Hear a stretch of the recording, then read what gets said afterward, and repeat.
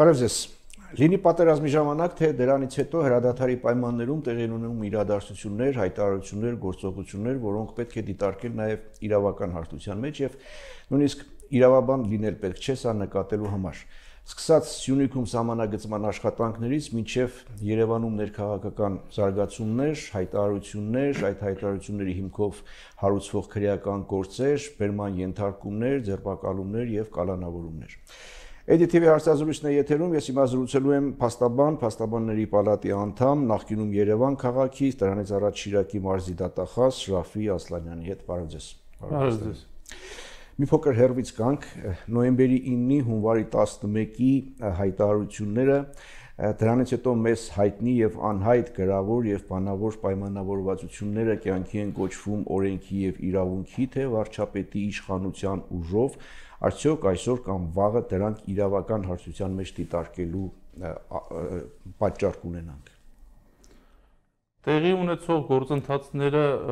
իրավական հարթության մեջ չեն տեղավորվում իմ կարծիքով, հաշվի առնելով այն պարզիրողությունը, որ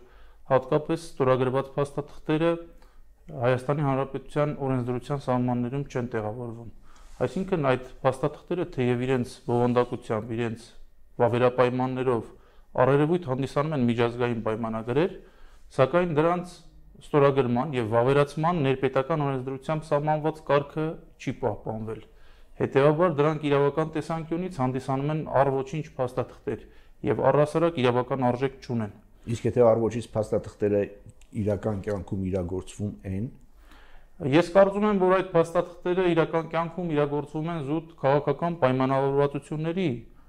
հիմքով եւ դրանք պայմանավորված են ուժերի հարաբերակցությամբ, կարծում եմ, եւ ապագայում իրավական դաշտում, իրավական տիրույթում սրանք վիճարկման ակնհայտ հեռանկարներ են ստեղծում։ Լավ, պատերազմի օրերից մինչև այսօր զանազան հայտարարություններ են հնչում տարբեր դավադրությունների, դավաճանությունների մասին, եթե հիշում եք նման մի հայտարարություններ գրառում, կարծեմ արեց հանրապետության վարչապետը, նա այսպեսի մանրամասներ հայտնեց, որ ինչ-որ մարդիկ գնացել, կռվող զինվորներին ասել են, որ Նիկոլո հողերը ծախել է, սա իրականում պայմանավորված պատերազմ է, ձեզ այստեղ բերել մսաղացի մեջ են գցել, որ կոտորեն, որ պայմանավորվածությունը չերևա, դիրքերը պահելը իմաստ չունի։ Հիմա անցել է 4 ամիս։ Այս հայտարարությանը ինչ պիտի հետևեր։ Ըստ ձեզ սա պետք է գնահատվեր որպես քաղաքական, էմոցիոնալ, այսպես ճգնաժամային պայմաններում արված հայտարարություն եւ անցնեինք առաջ, թե սրան իրավական ինչ-որ գործընթացներ պիտի հաջորդեին։ Որքանով ես եմ տեղյակ, Հայաստանի Հանրապետության ազգային անվտանգության ծառայությունում Հայաստանի Հանրապետության վարչապետի հայտարարությունների հիման վրա հարուցվել է քրեական գործ, սակայն քրեական գործի հետագա ընթացքի մասին տեղեկություններ չունեմ։ Ացն հաղորդեց, որ մեկ մարդ մեղադրվում է, մեղադրանք է առաջադրվել, մեկին էլ դավաճանությանը օժանդակելու թե աջակցելու մեջ, բայց վարչապետը հայտարարեց ճիշտ է 1300, հա, կարծեմ քրեական գործի մասին։ Վարչապետի հայտարարությունը կոնկրետ տվյալ քրեական գործի վերաբերյալ չէր, այդ քրեական գործը հարուցվել է դեռևս պատերազմի ընթացքում։ Այսինքն այդ հայտարարության հիման վրա արդեն իսկ հարուցվեց քրեական գործ, դարձյալ կրկնում եմ, նախաքննության արդյունքներին տեղյակ չեմ, հետագայում ինչ տեղի ունեցավ, իսկ վարչապետի կողմից հետագայում բարձրաձայնված հազարավոր, իսկ իմ տեղեկություններով արդեն տասնյակ հազարի հասնող քրեական գործերը, դրանք ոչ թե պատերազմի հանգամանքներին են մեծապես վերաբերվում եւ պատերազմի հանգամանքների քննությանը, այլ դրանց գերակշիռ մեծամասնությունը վերաբերում է ժամկետային զինծառայողների կողմից դասալքության եւ զորամասը կամ ծառայության վայրն ինքնակամ լքելու դեպքերին, այսինքն նշված գործերի քննությունը չի կարող լույս սփռել պատերազմի հանգամանքների վրա եւ այդ քրեական գործերի քննության արդյունքում մենք չենք կարող այդպես էլ վերջնական եզրահանգման գալ պատերազմում պարտության պատճառների վերաբերյալ, պատերազմի ընթացքում եւ պատերազմից հետո հնչեցված դավաճանության բազմաթիվ դեպքերի վերաբերյալ։ Այդ ձեր ասածը նշվում է, շոշափվում է փաստաբանների շուրջ 100 փաստաբանների ներկայացրած հաղորդագրության մեջ, ես չգիտեմ դուք այդ 100 փաստաբանների ցուցակում եք թե ոչ, որ դիմել էին գլխավոր դատախազին, հա, գործ հարուցելու, ինչ է դա փորձում պարզել դրանով փաստաբանները։ Ինքս փաստաբանների կողմից ներկայացված հանցագործության մասին հաղորդումը չեմ ստորագրել, սակայն բովանդակությանը, որքանով ծանոթ եմ բովանդակությանը, կոնկրետ հաղորդումն ուղղված է Հայաստանի Հանրապետության գլխավոր դատախազին, որպեսզի Հայաստանի Հանրապետության քրեական հետապնդման մարմինները վերջապես քրեիրավական գնահատական տան զանգվածային լրատվության միջոցներում պատերազմի ընթացքում դավաճանության դեպքերի վերաբերյալ արձարծվող տեղեկատվությանը, այդ թվում նաև Հայաստանի Հանրապետության վարչապետի անձի վերաբերյալ։ Եվ ես որքանով տեղյակ եմ, մինչ օրս նշված հանգամանքների վերաբերյալ քննության տվյալներ հրապարակված չեն եւ որևէ մեկս չենք կարող ասել առհասարակ քննություն իրականացվել է, թե չի իրականացվել։ Եվ ես կարծում եմ, որ այս մի քանի ամսվա ժամանակահատվածը լրիվ բավարար էր առնվազն նշված հանգամանքների վերաբերյալ նախնական տեղեկատվություն հայտնելու համար։ Դա նախնական տեղեկատվությունը այն մասին էր, որ ուղարկվել է հատուկ քննչական ծառայություն հայ եւ մեկ այլ քրեական գործի է կցվել։ Ինչին դիմանում էին փաստաբաններն, ասում էին, որ այդպես չի զրուցել են նրանցից մեկի հետ։ Գրեթե բոլոր հաղորդումները հանցագործության մասին, ոչ միայն փաստաբաններին է խոսքը վերաբերում, ուղարկվում են հատուկ քննչական ծառայություն Մովսես Հակոբյանի հաղորդման հիման վրա հարուցված քրեական գործի հետ ընթացքը լուծելու համար, այսինքն նշված քրեական գործով նախաքննության առարկա դարձնելու հանձնարարությամբ։ Մինչդեռ բազմիցս ես նշել եմ, որ նշված հանցագործության վերաբերյալ հաղորդումները դրանք պետք է քննության առնվեն տարբեր վարույթներով, քանի որ դրանք վերաբերվում են հանցագործության տարբեր դեպքերի։ Եվ ես որքանով ծանոթ եմ զանգվածային լրատվամիջոցների տեղեկատվությունից, փաստաբանների կողմից ներկայացված հաղորդումը առհասարակ քննության առարկա չի դարձվել մինչև օրս եւ պատճառաբանվել է, որ հաղորդմամբ չկան կոնկրետ հանցագործության հատկանիշների մասին մատնանշող հանգամանքներ եւ որքանով որ տեղյակ եմ քրեական հետապնդման մարմինների անգործությունը ներկայումս փաստաբանների կողմից վիճարկվում է դատարանում։ Լավ, մենք խոսում ենք այն հայտարարությունների մասին, որոնք պետք է դիտարկել կամ քաղաքական կամ իրավական հարթության մեջ, ընդհանրապես մեր օրենսդրությունը կամ որևէ օրենսդրություն հստակ է սահմանում այն գիծը, թե երբ է որ հայտարարությունը քաղաքական է, պիտի ընկալվի որպես քաղաքական հայտարարություն եւ իրավական հետևանքներ չունենա, եւ որտեղ է այն սահմանը, որտեղից այն կողմ արդեն այդ հայտարարությունը դառնում է իրավապահների գործը եւ իրավական հարթության մեջ պետք է դիտարկվի եւ ընթացք տրվի։ Օրենսդրությամբ իհարկե կոնկրետ սահմաններ նշված չեն, սակայն քաղաքական հայտարարությունները կարող են քրեական օրենսդրության կարգավորման առարկա եւ կարգավորման առարկա հանդիսացող հարաբերություն հանդիսանալ բացառապես այն դեպքերում, եթե այդ հայտարարությունները պարունակում են հանցագործության մասին հատկանիշներ, այսինքն յուրաքանչյուր հայտարարություն, եթե ինքնին պարունակում է հանցագործության մասին հատկանիշ, ապա սա քրեական դատավարության օրենսդրությամբ սահմանված կարգով վարույթ նախաձեռնելու առիթ է հանդիսանում եւ քրեական հետապնդման մարմինները հենց միայն զանգվածային լրատվամիջոցներում արձարծված այդ տեղեկատվությունը կարող են հիմք ընդունել նյութեր նախապատրաստելու կամ քրեական գործ հարուցելու համար։ Բայց բոլոր դեպքերում օրենքի մեկնաբանությունը եւ հետագա ընթացքը նույնական պիտի լինի, թե կարող է տարբեր մեկնաբանություններ։ Ես կոնկրետ օրինակով բերեմ, հա, ասենք հեղափոխության ժամանակ ժողովուրդը այսօրվա վարչապետի գլխավորությամբ ներխուժեց ռադիոտան շենք, հա։ Հիմա այս օրերին փողոցում ընդդիմության մի հատվածը հանրահավաքներ է անում եւ հնչում են հայտարարություններ եւ դրանց ժամանակավոր կառավարության վարչապետի, այսպես ասենք, տեխնացուն հայտարարություններ արեց, խոսեց պլան A-ի, պլան B-ի մասին, պլան B-ն ենթադրում էր ապստամբություն, ասում էր մենք պետք է պատրաստ լինենք ամեն րոպե կայծակնային արագությամբ ապստամբելով վերցնել իշխանությունը եւ հարուցվել է քրեական գործ։ Այդ ապստամբությունը ենթադրում է նաև շենքեր գրավել, նախապես ինքը դեռ Արարատում հանդիպան ժամանակ խոսել էր, թե ինչ նկատի ունի ասելով ապստամբություն, այդ թվում նաև շենքեր գրավելը։ Հիմա այս դեպքում հարուցվել է քրեական գործ, այն դեպքում որևէ հետևանք չեղավ նման։ Այս երկու օրինակները համադրելի են եւ արդյոք պիտի նույն ընթացք ունենային տեղի ունենալուց հետո։ Ես կարծում եմ, որ իսկապես տարբերակված մոտեցում է ցուցաբերվել քրեական հետապնդման մարմինների կողմից։ Նախ նշեցիք, որ որևէ ընթացք չեղավ 2018 թվականին։ Ես ասեմ, որ 2018 թվականին հարուցվեց քրեական գործ ռադիոտան շենքը գրավելու փաստի արդիվ, պարզապես իմ կարծիքով նշված հանրային վտանգավոր արարքին պատշաճ եւ համաչափ քրեական արձագանք չեղավ։ Հետագայում որքանով որ տեղյակ եմ, իշխանապողությունից հետո նշված քրեական գործով վարույթը կարճվեց հանցակազմի բացակայության պատճառաբանությամբ։ Իսկ ներկայումս արդեն պարզ հայտարարությունների տեսքով հնչող դեպքերի կապակցությամբ արդեն իսկ հարուցվել են քրեական գործեր։ Իհարկե, սրանք իրենց հանրային վտանգավորությամբ նույնիսկ համեմատելի չեն, բայց քրեական հետապնդման մարմինները տարբերակված մոտեցում են ցուցաբերում, մասնավորապես ավելի իր բնույթով ավելի վտանգավոր արարքին ժամանակին քրեական ճիշտ գնահատական չի տրվել իմ կարծիքով իսկ ներկայումս ավելի նվազ վտանգավորություն ներկայացնող գործողությանը փորձում են գնահատել քրեիրավական տիրույթում։ Ես կարծում եմ, որ սա վկայում է հենց տարբերակված մոտեցման մասին, այսինքն գործող ղեկավարը հենց իշխանության եկավ, քրեական գործող վարույթը կարճվեց եւ սա արդեն հանդիսանում է մեկ այլ վարույթ ընդդիմադիր ուժերի ճնշելու համար։ Սա խոսում է նաեւ այն մասին, որ քրեական հետապնդման մարմինները առավել քան երբևէ քաղաքականացված են եւ փաստացի գործում են իշխանության ձեռքին որպես կացին։ Այսպես եղել է, այդպես կա։ Եղել է, չեմ բացառում, որ եղել է, սակայն այսօր դա ավելի արտահայտիչ դրսևորում ունի քրեական հետապնդման մարմինների գործողությունների մեջ եւ ցավալի է, որ ժամանակը այդ առումով բացասական աշխատեց։ Այսինքն ուժն է ծնում իրավունք կամ հաղթողին չեն դատում։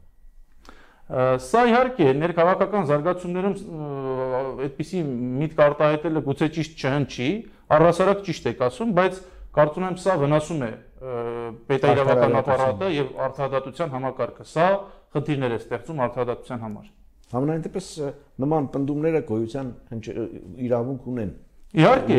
գոյության իրավունք ունեն, եթե դա վերաբերում է երկրի բարօրությանը։ Իհարկե, ընդունելի կլինի ցանկացած պարագայում, եթե օրինակ հաղթես պատերազմում թշնամուն, բայց եթե ինքդ ներքին թշնամիներս որոնում եւ քրեական արդարադատության գործիքակազմը ամենաբիրտ ու ապօրինի կերպով կիրառում ես նրանց նկատմամբ, սա չի կարող ծառայել պետության շահերին։ Իսկ ինչպես եք վերաբերում այս իշխանության ներկայացուցչի այն հայտարարությանը, թե եթե ցանկանում են շենքեր կրավել, ապա պետք է հիշեն, որ պետությունը մոնոպոլ իրավունք ունի կրակելու։ Իհարկե նա պարզաբանել է, որ խոսքը ընդհանրապես անվտանգության համակարգին է վերաբերում եւ պետությունը պահպանում է ոչ թե շենքը, այլ պետականությունը եւ այդ շենքերը պետք է պահպանվեն եւ պետք է մարդիկ նաեւ հիշեն, որ պետությունը կրակելու մոնոպոլ իրավունք ունի։ Ինչպես է գնահատում այս հայտարարությունները։ Պետությունը կրակելու մոնոպոլ իրավունք իհարկե օրենսդրությամբ նախատեսված դեպքերում ունի, սակայն ձեր կողմից նշված անձի արտահայտած մտքերը չեն համապատասխանում կոնկրետ ընդդիմադիր գործիչների գործողություններին, այսինքն սպառնալիքին այդպես իրավասու չի որևէ մեկը պատասխանել, այսինքն պետության այդ իրավունքը կարող է ծագել բացառապես այն դեպքերում, եթե իսկապես ապօրինի գործողություններ կատարվեն, այդ թվում շենքերի գրավումներ, հրկիզումներ եւ այլն, եւ բացի այդ պետության գործողությունները պետք է համաչափ լինեն, այսինքն խաղաղ բնույթ կրող գործողությունները չեն կարող հակադարձվել զենքի կիրառմամբ կամ այլ ուժային միջոցների կիրառմամբ կամ դրանց սպառնալիքով։ Այո, իհարկե, եւ սա կարծում եմ սա ընդամենը ավելի շատ քաղաքական հնարք է, տեղեկատվական հնարք է եւ սրանով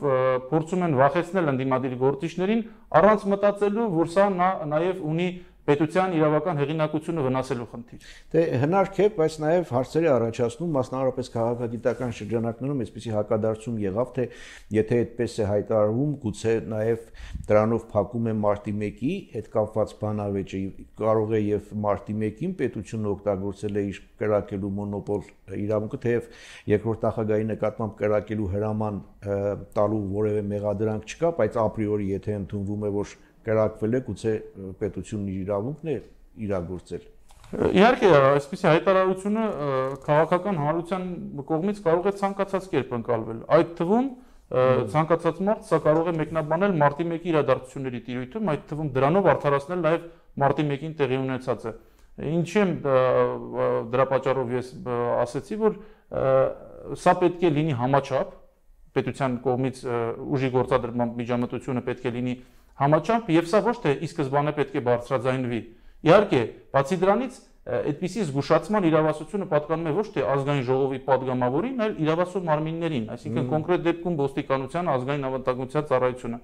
ծառայությանը։ Սա է հարցը, երբ ասացի, որ սրանից ելնելով ինքս ասացի, որ սա ավելի շուտ քաղաքական հնարք է։ Իսկ ինչպես եք վերաբերում, ինչ գնահատական ունեք այս օրերին այս բերման ենթարկել, ձերբակալել, կալանավորել կամ ազատ արձակել, նկատի ունեմ եւ հայտնի ֆեյքի գործով, հա, 4 թե 5 հոգի բերման ենթարկվեցին, որոնցից 2-ը կալանավորվեց, 2-ն ազատ արձակվեցին։ Այդ բերման ենթարկելու գործողությունները շարունակվեցին նաեւ այսօր, նույնիսկ վնասվածք ստացողներ եղան եւ այլն, այսպես սրանց իրավաչափության մասով ինչ գնահատական ունեք։ Գործողությունների իրավաչափության մասով առավել հստակ գնահատականներ հնարավոր է հնչեցնել բացառապես այդ դրանց հիմքում ընկած փաստական տվյալներին ծանոթանալուց հետո, բայց առերևույթ գործողությունների մեծ մասը առերևույթ օրինական չեն, Բացի այդ, տպավորությունը կոնկրետ ինձ մոտ այնպիսին է, որ Հայաստանի Հանրապետության իշխանությունը իրավապահ համակարգը եւ քրեական հետապնդման մարմինները օգտագործում է իր նպատակների իրագործման համար։ Եվ ինձ համար ցավալի է հատկապես, երբ ազգային անվտանգության ծառայությունն է օգտագործում այդ նպատակներում, քանի որ ազգային անվտանգության մարմինների մասին Հայաստանի Հանրապետության օրենքով ազգային անվտանգության ծառայությունը ունի ավելի լուրջ գործառույթներ, քան այն, ինչ այսօր իրականացնում է։ Ընդ որում, քրեական արդարադատությունը նույնպես ազգային անվտանգության ծառայության այն կարևորագույն գործառույթը չէ։ Այսօր ազգային անվտանգության ծառայությունը ըստ էության զբաղեցվում է այնպիսի գործողությունների ծավալով, որը հարիր չէ այդպիսի հեղինակավոր օպերատիվ մարմնին։ Եվ ընդ որում սա նոր չէ Հայաստանի Հանրապետության իրականության մեջ, վերջին 2-3 տարիներին, հատկապես 2018 թվականի իշխանափոխությունից սկսած ազգային անվտանգության ծառայությունը ծանրաբեռնվում է փաստացի իր գործառույթների հետ կապ չունեցող կամ շատ քիչ առնչվող գործողություններով։ Ավելի պարզ ասած քաղաքական նպատակ։ Այո, սա բացի քաղաքական, սա ես կարծում եմ նաև ազգային անվտանգության ծառայության գործունեության խոչընդոտման հիմք կարող է համարվել եւ դրա հետևանքները պետության համար անդառնալի կարող են լինել։ Մենք դրա հետևանքները տեսանք 2 տարվա ընթացքում փաստացի ազգային անվտանգության ծառայությանը ծանրաբեռնել քրեական արդարադատության խնդիրներով եւ ներքին խնդիրներով եւ արդյունքում մենք այո, միջև իսկ սատանավորոնելը, ճիշտ ասեցիք, արդյունքում մենք ունեցանք անվտանգության լուրջ խնդիրներ եւ թշնամին սկսեց պատերազմ, մենք դրան պատրաստ չէինք ակնհայտորեն եւ ինչպես Հայաստանի Հանրապետության վարչապետն ասաց, մինչեւ վերջին օրն էլ իրավասու մարմինները պատերազմի հավանականությունը շատ քիչ էին գնահատում, նվազ էին գնահատում։ Բացի այդ, մենք տեղյակ չէինք, թե թշնամին կոնկրետ ինչ զինատեսակներով է սկսելու, ինչ համամասնությամբ, որ հատվածներից եւ այլն։ Սա վկայում է եւս մեկ անգամ այն մասին, որ ազգային անվտանգության ծառայությունը եւ ազգային անվտանգության ծառայության պրոֆեսիոնալ անձնակազմը չպետք է օգտագործվի ներքին խնդիրները, քրեական արդարադատության խնդիրները լուծելու համար։ Իհարկե, ունի նախաքննական մարմին, ունի որոշակի գործառույթներ նաեւ այդ ոլորտում, բայց սա բնավ չի վերաբերվում կոնկրետ այդ մարմնում այսօր քննվող քրեական գործերին։ Այսօր ազգային անվտանգության ծառայությունը քրեական արդարադատության ոլորտում անհարկի ծանրաբեռնված է։ Բարձրագույն դատական խորհրդում ինչ է կատարվում։ Բարձրագույն դատական խորհրդի մասին շատ սկսեցին խոսել այն բանից հետո, երբ ընտրվեց Գագիկ Ջհանգիրյանը, ԲԴԽ անդամ, հա, սկսեցին տարբեր, այսպես այդ դիսկուրսի մեջ իրավունք ունի, չունի, տարիքի բերումով սահմանափակումը կա, չկա, ասում են, որ սահմանափակում կա, ինքն ասում է, որ դա չի վերաբերում ինձ, քանի որ ես գիտնական անդամ եմ։ Հիմա այլ շշուկներ են տարածվում, թե փորձում է իր ձեռքը հավաքել, այսպես ասած, ժողովրդախոսակցական լեզվով ասած, իր ձեռքը հավաքել ամբողջ դատական համակարգը։ Դուք հետևում եք, ինչ կարծիք ունեք, ինչ գնահատական ունեք։ Կոնկրետ Գագիկ Ջհանգիրյանի ԲԴԽ անդամ դառնալու մասով ես կարծիք հայտնելու առիթ ունեցել եմ, ես նրա մասնագիտական հատկությունները կասկածի տակ չեմ դնում, սակայն իմ կարծիքով Գագիկ Ջհանգիրյանը չի համապատասխանում կոնկրետ պաշտոնի համար նախատեսված պայմաններին, հաշվի առնելով այն հանգամանքը, որ ԲԴԽ անդամի համար նախատեսված են դատավորի պաշտոնի համար անհամատեղելի քաղաքական պահանջները, իսկ Գագիկ Ջհանգիրյանը գաղտնիք չէ, որ վերջին 13 տարիներին եղել է քաղաքական գործիչ, ուստի նա որքան էլ ցանկանա պնդել, որ ինքը քաղաքական գործիչ չի եւ զբաղվելու է բացառապես իրավաբանությամբ, սա իրականությանը չի համապատասխանում։ Ընդ որում, իմ կարծիքով Գագիկ Ջհանգիրյանը նաև վերջին տարիներին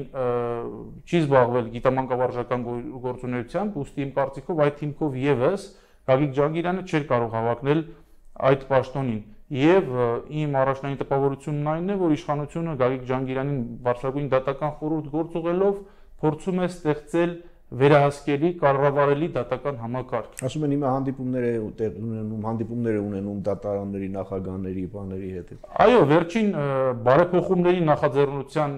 ֆոնին այս ամեն ինչը, եթե իրականում հանդիպումներ է տեղի ունենում, իհարկե սա կարող է նաև աշխատանքային լինել, բայց ընդհանուր առմամբ այս ամենը տպավորություն է ստեղծում, որ վերահսկելի դատական համակարգ ստեղծելու ցանկություն ունի իշխանությունը կոնկրետ այս պահին։ Մենք մի քանի դրվագների մասին ընդհանրապես խոսեցինք, ակնհայտ է, որ այս ընթացքում բազմաթիվ հարցեր են կուտակվում, որոնք իրավական դաշտում դիտարկելու անհրաժեշտություն ունեն։ Կարծում եք, եթե այսօր կամ վաղը, երբ որ քաղաքական կամք լինի, մեր դատական համակարգը իր հզորությամբ, իր զորությամբ, իր պրոֆեսիոնալիզմով, իր ռեսուրսներով, այդ թվում մարդկային պրոֆեսիոնալ ռեսուրսներով ի վիճակի է այս բեռը կրելու, տանելու։ Ես կարծում եմ, որ այո, դատական համակարգը ի վիճակի է, Հայաստանի Հանրապետության դատական համակարգը խոսում են այդ ահավոր ծանրաբեռնվածության մասին, դրա մասին վերջին տարիներին խոսում էին, հիմա այս գործերով ավելի ծանրաբեռ են դառնում։ Դատական համակարգը կարող է միանշանակ իրականացնել ձեր կողմից նշված խնդիրները։ Դատական համակարգն իհարկե այս պահին ծանրաբեռնված է, բայց ցավոք դատական համակարգի ծանրաբեռնվածությունը թոթափելու եւ դատական համակարգին այդ իմաստով օգնելու փոխարեն դատական համակարգին ամեն կերպ խանգարում են այսօր։ Գործադիր իշխանությունը ամեն կերպ վերջին 2-3 տարիների ընթացքում միջամտում է դատական համակարգի դատական իշխանության գործունեությանը։ Եվ սա աշխատանքի կազմակերպման տեսանկյունից խնդիրներ է առաջացնում։ Բացի այդ, ամեն ինչ արվում է դատական համակարգը հեղինակազրկելու համար։ Մինչդեռ գաղտնիք չէ, որ մենք ունենք իսկապես պրոֆեսիոնալ դատավորներ, ովքեր դատավորի անկախության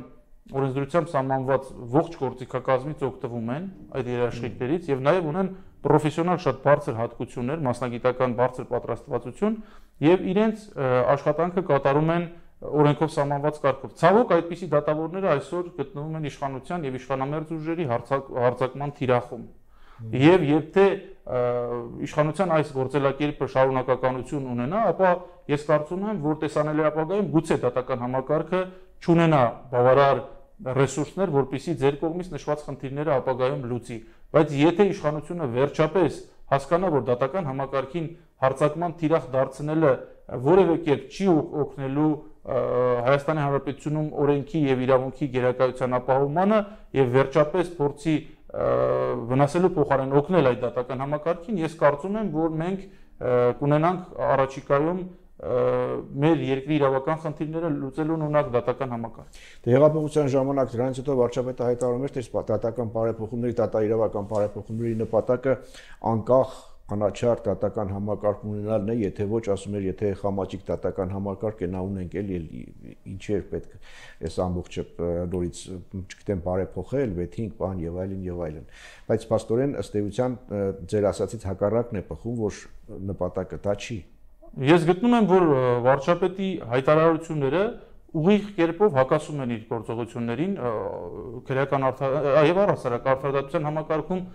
իրականացվող բարեփոխումների իմաստով եւ կարծում եմ, որ նախանշված բարեփոխումները բնավ նպատակ չունեն դատարանների անկախությունն ապահովելու, դատարանի դերի բարձրացման նպատակ առհասարակ չեն հետապնդում, սրանք ընդամենը դարձյալ կրկնում եմ վերահսկելի դատական համակարգ ստեղծելուն ուղղված գործողություններ են եւ իշխանությունը ակնհայտորեն կոմպլեքսավորվում է հատկապես այն դատավորներից, ովքեր իրենց մասնագիտական կարողությունները հանձնում են թղթին, այսինքն այդպիսի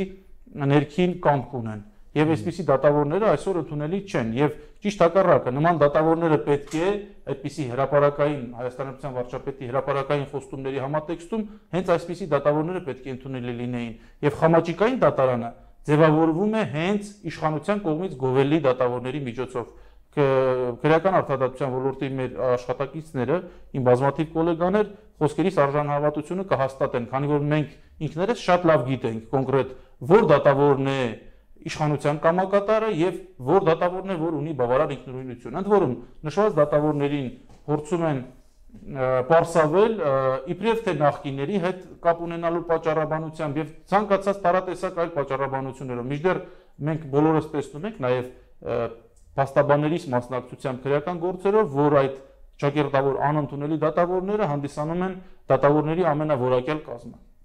Իսկ այս փոփոխություններից այլ ու ավարտենք փոփոխությունների մասին ինչ կարծիք ունեք։ Նախատեսում են ընդհանուր իրավասության եւ վերաքննիչ դատարանների դատավորների հաստիկները ավելացնել, համակարգը համալրել քրեական մասնագիտացված 24 դատավորներով։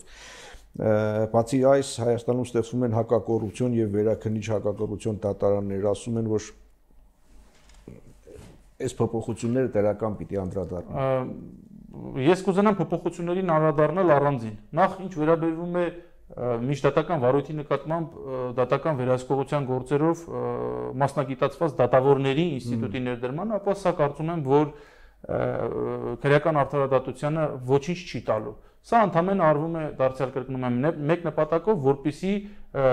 ձևավորվի կամակատար դատավորների մի խումբ, առնվազն միջդատական վարույթում, քանի որ ակնհայտ է, որ իշխանությունը չի կարողանում դեռևս ազատվել իր համար անընդունելի դատավորներից։ Բացի այդ, պետք է նշել, որ այն քանակը, որը այդ հիմքով ավելացվում է, այսինքն ավելացվելու է 17 դատավորի հաստիք առաջինատյանի դատարանում եւ 3 դատավոր վերաքննիչ քրեական դատարանում, սա չի նպաստելու դատավորների գերծանրաբեռնվածության թոթափմանը։ Ես կարծում եմ, այդպիսի ծանրաբեռնվածությունը թոթափելու համար առնվազն 50%-ի չափով հաստիկների համալրում է անհրաժեշտ։ Եվ սա դարձյալ կրկնում եմ, սրա նպատակը ընդամենը միջդատական վարույթի վերաբերյալ հսկողության դատական վերահսկողության գործերով իշխանության ցանկությունների իրագործումն է։ Ավելի պարզ ասած, որպեսզի կալանավորելու Այո, որպեսզի կալանավորելու խնդիր չունենա, որպեսզի խոզարկությունների խնդիր չունենա, որպեսզի մարդկանց գաղտնալսելու այլ օպերատիվ հետախուզական միջոցառումների իրականացման խոչընդոտներ, իրավական խոչընդոտներ չունենան։ Մինչդեռ մենք ունենք այսօր բավականաչափ դատավորների մի այնպիսի քանակ, այսպես ասեմ, այնպիսի դատավորներ, ովքեր իսկապես տառացիորեն այդ բնագավառում կիրառում են օրենքը։ Նրանք այս պահին ակնհայտորեն իշխանության համար ընդունելի չեն։ Ինչ վերաբերվում է մասնագիտացված դատական համակարգի ստեղծման, այսինքն հակակոռուպցիոն դատարանների ստեղծմանը, պետք է նշել, որ աշխարհում բազմաթիվ երկրներ ունեն այդպիսի դատական համակարգ, սակայն մենք իրականում չունենք որևէ դրական փորձի վկայակոչում համաշխարհային պրակտիկայում։ Բացի այդ, մենք ունենք նաև երկրներ, որտեղ համատեղվում է եւ հակակոռուպցիոն դատարանները եւ հակակոռուպցիոն կոմիտեն, այսինքն նախաքննական եւ օպերատիվ մարմինը։ Նշված երկրներում նույնպես կոռուպցիայի դեմ պայքարում շոշափելի առաջընթաց չկա, այդ թվում Ուկրաինայում։ Հետևաբար ես կարծում եմ, որ այդպիսի մարմինների ստեղծումը, հատկապես հետպատերազմյան այս սոցիալական ծանր պայմաններում, ընդամենը Հայաստանի Հանրապետության համար դառնալու է ֆինանսական բեռ, որի մասին իշխանությունը ցավոք սրտի չի գիտակցում։ Երբ ունենք այսօր 5000 եւ ավելի զոհ, որոնց ընտանիքներին պետք է տրվեն օրենքով սահմանված իրենց հասանելիք միջոցները, ունենք 10000-ից ավել վիրավորներ, դրանց այդ անձանց պրոթեզավորման գործընթացները պետք է սահմանված կարգով, ընդ որում որակյալ պրոթեզների տեղադրման գործընթացները պետք է սահմանված կարգով իրականացվեն, մինչդեռ իշխանությունը թողնելով այս խնդիրները փորձում է իր համար ստեղծել իբրև թե թիրախներ իրավական համակարգում եւ դրանց լուծելու ճանապարհին լրացուցիչ միջոցներ ծախսելու։ Ուստի ես կարծում եմ, որ հաշվի առնելով այն հանգամանքը, որ այդ մարմինների կենսունակությունը դեռևս ապացուցված չի աշխարհի որևէ երկրում եւ թողնելով մեր հայրենակիցների օրասական խնդիրները այսօր ձեռնամուխ լինել այդպիսի խնդիրների լուծմանը, որևէ կերպ որևէ քննադատության չի կարող դիմանալ։ Ընդ որում խոսվում է ներքին գործերի նախարարության ձևավորման մասին, բարեկային ծառայության ձևավորման մասին, որոնք դարձյալ կրկնում եմ, այսպիսի պայմաններում մեր երկրում ոչինչ չեն փոխելու եւ սա իշխանության կողմից արվող ավելորդ ծախսեր են եւ ավելորդ ծանրաբեռնվածությունը լինելու Հայաստանի Հանրապետության պետական բյուջեի վրա։ Մեկ հարցելու ավարտենք արդեն ձեր մասնագիտական հարթությունից դուրս, որպես քաղաքացի հետևում եք ներքաղաքական զարգացումներին, ակտիվություն ունեք, ինչպես եք տեսնում հետագայում ինչպես եք տեսնում այս հանգուցալուծումը ստացված։ Ես ինքս քաղաքական գործընթացներին իհարկե հետևում եմ որպես Հայաստանի Հանրապետության քաղաքացի, երբևէ մասնակցելու առիթ չեմ ունեցել Հայաստանի Հանրապետության պետական կառավարման ոլորտում բազմամյա ներգրավվածությամբ պայմանավորված, սակայն ինձ մոտ իհարկե պատերազմից հետո որոշակի դիրքորոշում կա ձևավորված կոնկրետ իշխանության նկատմամբ եւ ես գտնում եմ, որ օրվա իշխանության շարունակականությունը եւ օրվա իշխանության գոյությունը, պաշտոնավարումը վնաս է բերելու բացառապես Հայաստանի Հանրապետությանը եւ մենք յուրաքանչյուր օրվա հետ բազմիցս նշել են, որ ունենալու ենք ֆիզիկական, տարածքային եւ արժանապատվության կորուստներ։ Այդ մասին վկայեցին նոյեմբերի 9-ի հայտարարությունից հետո անցած այս 3-4 ամիսները եւ հետեւաբար ես գտնում եմ, որ յուրաքանչյուր հայ մարդ այս ամեն ինչը շատ լավ հասկանում է եւ իշխանության կողմից պատերազմում պարտության եւ բոլոր այլ բացասական հետևանքների բեռը այլոց վրա դնելը, այդ թվում նախկին իշխանության ներկայացուցիչների եւ այլն, գիտակից մարդկանց մոտ ոչինչ չի փոխելու։